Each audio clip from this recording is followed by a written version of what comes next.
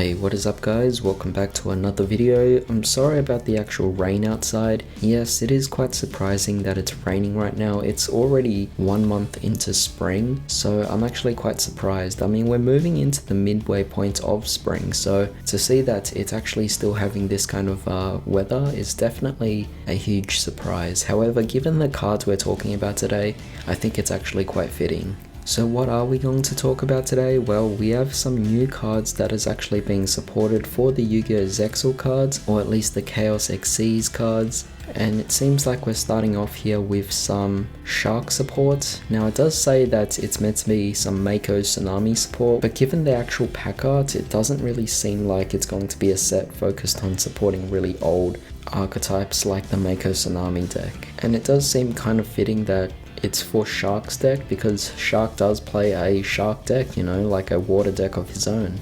And I wouldn't be surprised if we got some sort of Umi support or Stealth Sea Attacker support, but I don't think it's going to be the majority. However, for once, we are not getting some new support here for Battle of Chaos, so that's a nice change of pace. We have here a completely new pack here. Now, this doesn't look like a core set, this actually looks like a Legendary Duelist set, which would be pretty awesome because, you know, Shark's deck was never actually being supported yet, so to see it here is definitely going to be quite appropriate. And given that we did already get the Legendary Fisherman support or the Mako Tsunami deck support back in Legendary Duelist number 1, it wouldn't make sense for it to be out in this particular set. So given that this set kind of looks like a Duelist pack or a Legendary Duelist set, I'm going to go ahead and guess that this is mostly going to be Shark support. However, if you guys find this video enjoyable, then definitely consider dropping a like, share, comment, and subscribe, and don't forget to hit the bell notification as well, it really does help.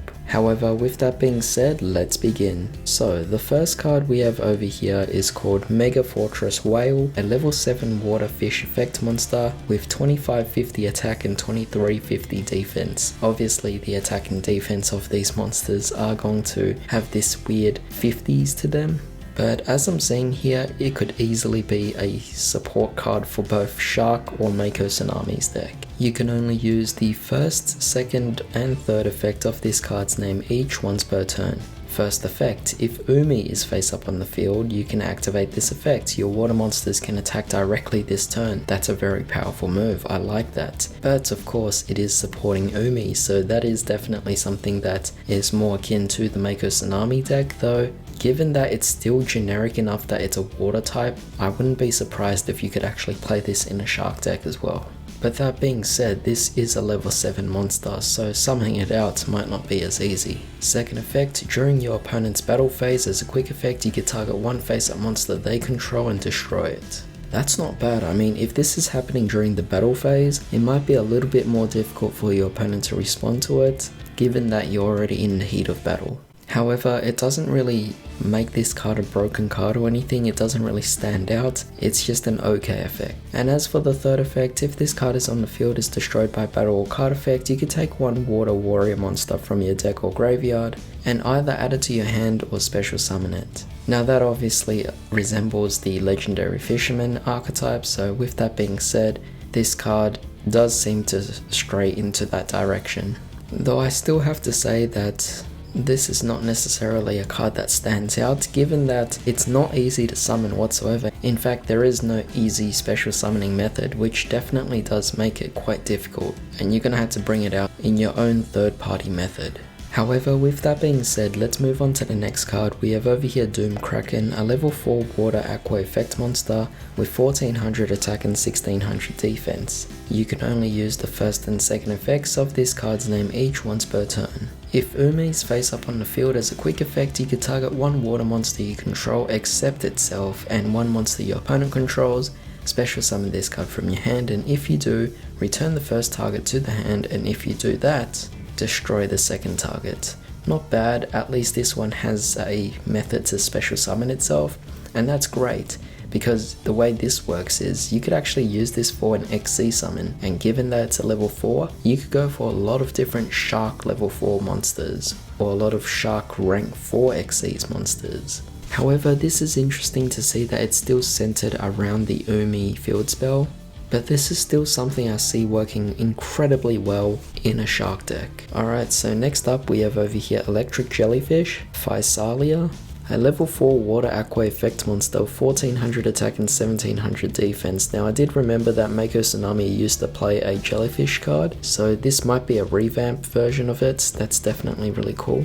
But let's see what it actually does here. You can only use the first and second effect of this card's name each once per turn. First effect, you could send one Umi from your hand, deck or face up field to the graveyard, special summon one water monster from your hand. That's pretty cool. I mean, it's not bad at all. It definitely allows you to extend your board, and for this type of deck, I think that's definitely really useful. But again, it's not something that stands out. It doesn't make it particularly amazing. It's just an effect that is very much needed for the deck.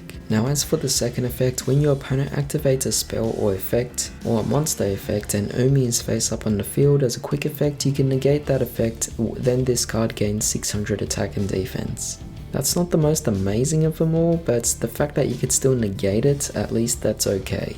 Because either way, this easy summoning method would make this card more so a better option for you to go for further link climbing, or even an XC summon, or maybe even a synchro summon. I just don't see someone actually keeping this out on the field just to negate something.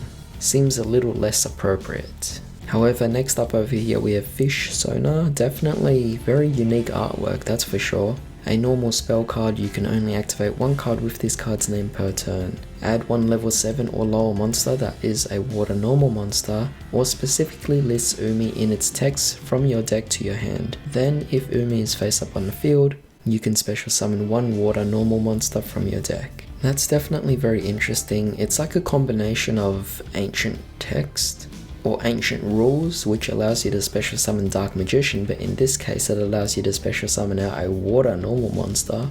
But it also has that similar effect to Painful Decision as well, so it's not bad, or rather it could actually be somewhat like an Unexpected Die, though very specific to a water normal monster. But that's something that is definitely very nice here. However, given that it can only bring out a normal monster, it does have its restrictions. But I guess we'll have to find out if someone can actually come up with some easy combos.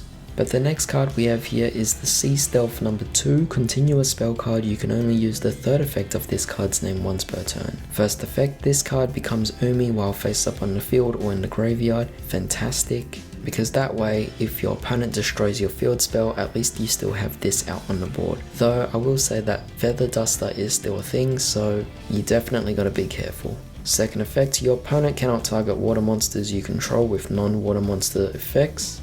I guess that's not bad, but I think it's a bit late. And third effect, at the start of the battle phase, you can special summon one monster that specifically lists Umi in its text, or one water normal monster from your hand or graveyard in defense position, but destroy it at the end of the battle phase. That's not bad. I get why it's only once per turn, but even so, it is still reliant on Umi being on the board, which could include itself, I guess. Or rather, in this case, it needs a monster that actually has Umi in its text. But I do see this actually working out for a Phantasm Spiral deck. So I must say that I kind of already have a bit of regret actually getting rid of it, but I guess it's not too bad of a decision. So finally, we have over here a trap card. We have Leviathan of the Reef, or Kairushin of the Reef. A normal trap card, you can only activate one card with this card's name per turn. Send one face up Umi you control to the graveyard. You cannot special summon monsters until the end of your next turn except water monsters. I don't see that being a big issue because any deck that plays Umi is most likely going to be filled up with just water monsters anyway. Also, special summon up to 2 water normal monsters. Now that's actually very powerful when you consider the Phantasm Spiral deck, and or monsters that specifically list Umi in their text, with different names from your hand or deck in defense position. Then if your opponent controls a monster, you can special summon any number of level 6 or lower water normal monsters from your hand or deck. Again, I see this working quite well in the Phantasm Spiral deck. However, with that being said, I have to admit to a bit of a mistake here, that just by briefly skimming through the artwork, I actually thought that this would be more shark related support, but it does seem like a Mako Tsunami deck, or at least the cards that were meant to be released when they were first introduced in the anime. But even though it's a little late, I guess people definitely still have a lot of fun with these cards and effects. But with that being said, that's pretty much it for today's video, so definitely let me know what you think about all this. Otherwise, thanks for joining me today. I hope you all have a magnificent day. I'll see you all next time.